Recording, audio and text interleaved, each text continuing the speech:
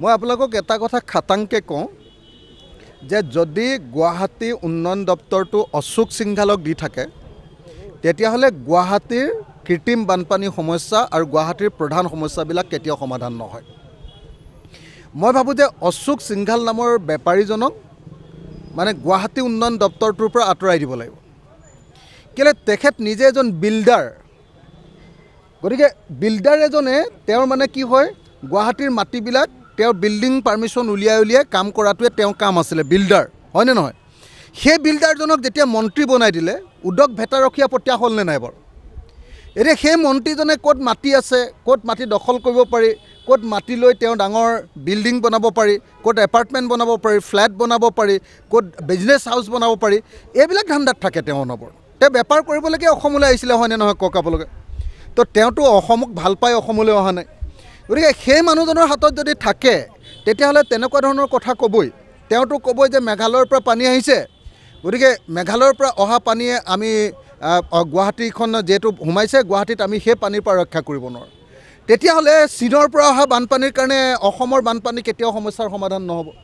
তেতিয়া অসমৰ পৰা যোৱা পানীৰ কাৰণে কেতিয়াও বাংলাদেশৰ পানী সমস্যাৰ সমাধান নহ'ব। তেতিয়াহ'লে বানপানী সমস্যাৰ এটা অদ্ভুত যুক্তি। আনহাতে একেটা সময়তে আমি দেখিবলৈ পাইছোঁ যে এই গোটেই বানপানী গোটেই ঘটনাটোৰ কাৰণে আজি জগৰীয়া কৰিছে বিজেপি দলৰ ৰাজ্যিক সভাপতিজনে, কলিতা ডাঙৰীয়া, কি নাম আছিলে আমাৰ ভৱেশ কলিতা ডাঙৰীয়া। ভৱেশ কলিতা ডাঙৰীয়াই কৈছে যে গুৱাহাটীৰ মানুহৰ গাতহে দুখ বোলে গুৱাহাটীত এনেকুৱা কৃত্ৰিম বানপানী হোৱাৰ কাৰণে। গুৱাহাটীৰ কৃত্ৰিম বানপানীৰ কাৰণে কেৱল আৰু কেৱল বিজেপি চৰকাৰৰ গাত দুখ।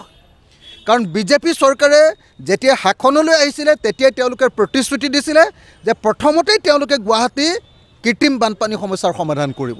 তেওঁলোকৰ প্ৰথম আৰু প্ৰধান প্ৰতিশ্ৰুতি আছিলে গোটেই অসমৰ বানপানী সমস্যাৰ বানমুক্ত অসম তৈয়াৰ কৰা আৰু গুৱাহাটীত বানমুক্ত গুৱাহাটী তৈয়াৰ কৰা।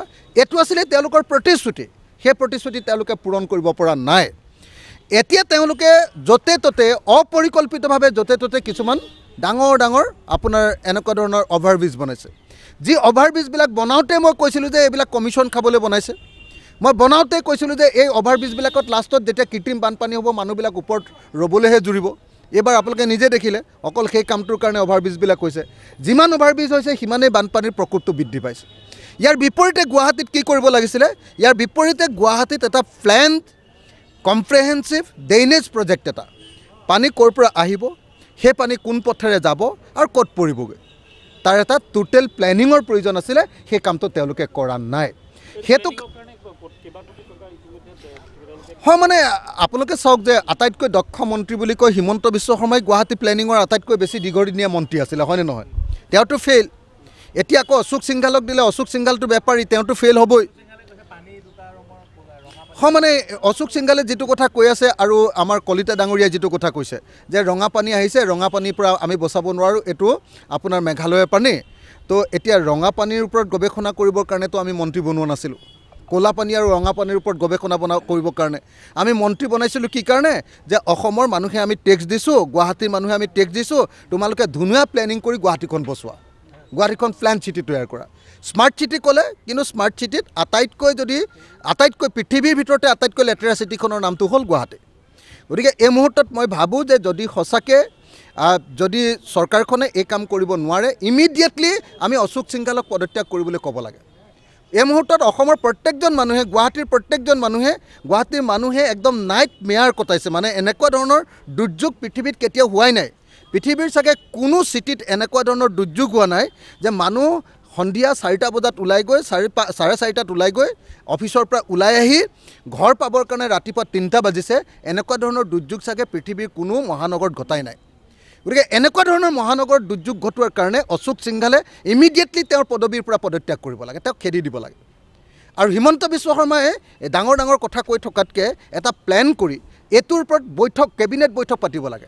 ইমান যে কেবিনেট বৈঠক দৈনিক পাতি থাকে, ভোজমেলবিলাক কৰি থাকে, তেওঁলোকে গুৱাহাটীৰ ওপৰত এখন কেবিনেট বৈঠক নাপাতে কিয়? আৰু মইতো ভাবোঁ যে গুৱাহাটীৰ নাৱৰ ওপৰত কেবিনেট বৈঠক পাতক।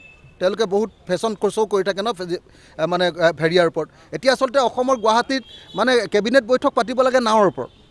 আপোনালোকে দৃশ্যটো মনত আছেনে? এই যে JCB এখনে যে এনেকৈ JCB এখনত যে ডেকা গাভৰু এসোপাক তুলি লৈ এই যে গুৱাহাটীত যে এনেকৈ ঠেলি লৈ গৈছিলে, সেই তেনেকুৱা JCB বা ফকলেন এখনৰ ওপৰতে আচলতে হিমন্ত বিশ্ব শৰ্মাই এতিয়া গুৱাহাটীত গুৱাহাটীৰ বানপানী সমস্যাৰ সমাধান কৰিবৰ কাৰণে আচলতে কেবিনেট বৈঠক পাতিব লাগে পৰিস্থিতি এনেকুৱা এতিয়া গতিকে এই মুহূৰ্তত মই বিজেপি চৰকাৰক নিন্দা কৰিছোঁ তেওঁলোকে তেওঁলোকৰ প্ৰতিশ্ৰুতি ৰক্ষা নকৰাৰ কাৰণে আৰু অতি সোনকালে কেবিনেট বৈঠক পাতি তেওঁলোকে এটা কম্প্ৰেহেনচিভ ড্ৰেইনেজ প্ৰজেক্ট ল'ব লাগে আৰু লগতে এই গোটেই বিষয়টোৰ আলোচনা কৰিবৰ কাৰণে অসম বিধানসভাৰ বিশেষ অধিৱেশন আয়োজন কৰিব লাগে